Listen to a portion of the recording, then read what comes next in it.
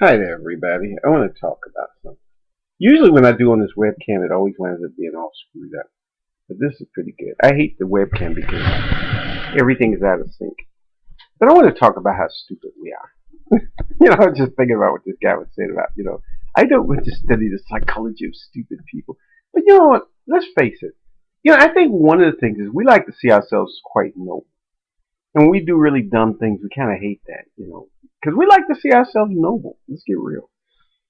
A couple of days ago, I locked myself out of my house, and I didn't have keys. My two, actually my dog and another dog were in the house. I didn't have my cell phone. I left my cell phone in the house and everything. It's like, oh man, I'm really screwed. And I thought, oh man, you feel like a fool. But what I'd actually do is, I don't really curse myself out. In the past, I would have actually talked very negative to myself and say, oh, Philip, you jerk. But I didn't do that. I thought, okay. I thought very highly of myself, and I think that that was a good thing. See, I got in the habit of thinking high of myself. I think that there's a kind of duality factor involved in this, because on the one hand, I think about what Viktor Frankl was talking about, great lecture. It's one of the things I think I saved to my favorites. And he was talking about how, and to a certain extent, we have to kind of overestimate things. You know, we have to overly praise. It's like one time I listened to this guy give a lecture, and he was talking about something like about saying, like when he was a kid, his parents always tell him, "Oh, you're really great. You're a great writer," and this, that, and when he was little, and he kept hearing that, and his parents kept telling him, and so he really developed to become a good writer.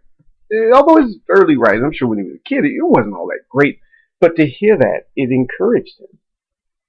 And in many ways, telling people things that are kind of a bit of an exaggeration encourages people to do great, to live up to that.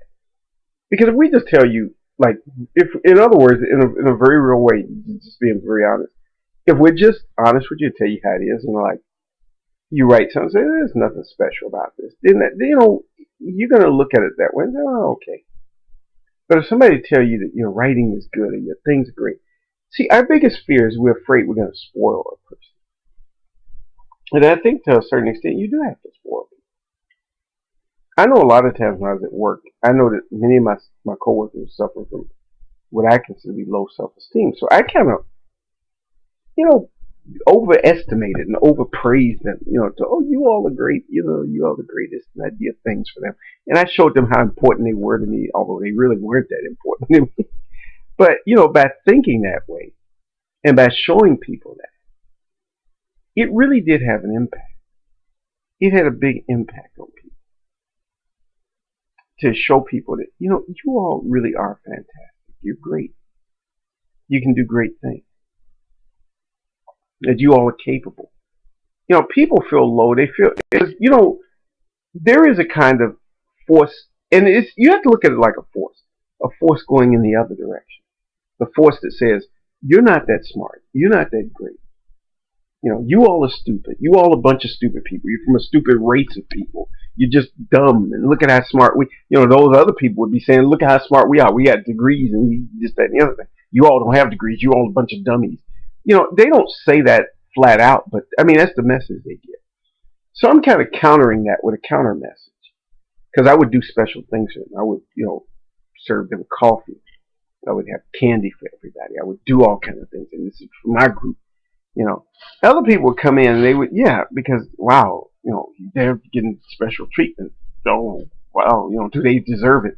See, people always feel that way. You ever stop and think, people who have degrees or have titles or whatever feel like they deserve the accolades and they deserve the respect.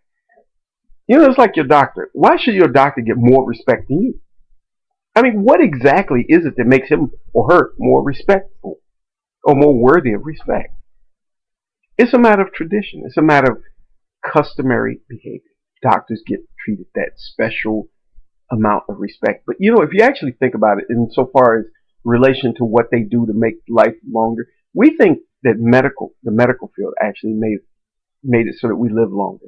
That medicine did it, but actually, based on what most people who are experts in understanding all this stuff are concerned, is the biggest thing that had a big impact is basically taking out the garbage. Simple things like having regular trash removal, having sewage systems that takes all the waste away from the city, and everything else.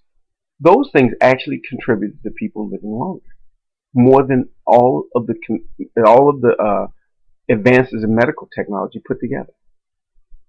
So, in other words, we should be giving the garbage men and the sewer workers, or the garbage people, garbage collectors, because there's some women who do that too.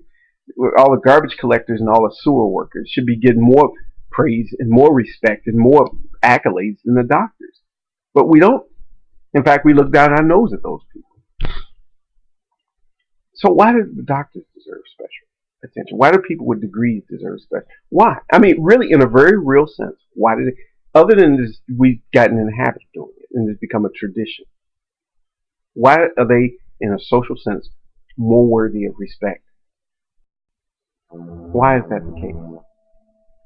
Why are they more worthy of respect than the rest of us?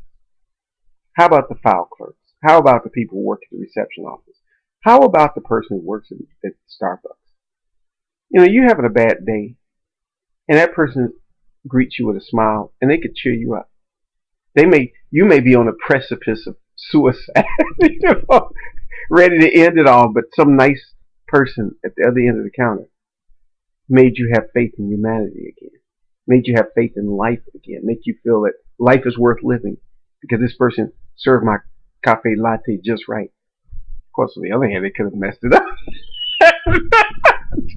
And you could be ready to jump out of a window. But, you know, I'm just sort of saying, why do these people who have the degrees deserve more respect? I think that sometimes you do have to overestimate and over exaggerate and go over the top a little bit with things. That's just the way it is. You know, I just want to say that. So I'm just being silly right now. So I'm going to stop right here and see how this looks. I don't actually like webcams, but I just have it right here, and I'm sort of watching a movie.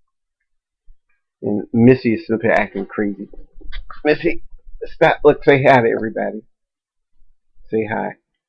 Stop acting bad. Stop growling. Okay? Okay. There you go. And that's it. After, you know, once I stop, I should wait a few minutes, because one thing is that when I stop this thing and then play it back and then I replay it, it always cuts me off at the end. So this is the official end. And cut. We'll see if it plays all the way through. We'll see what happens.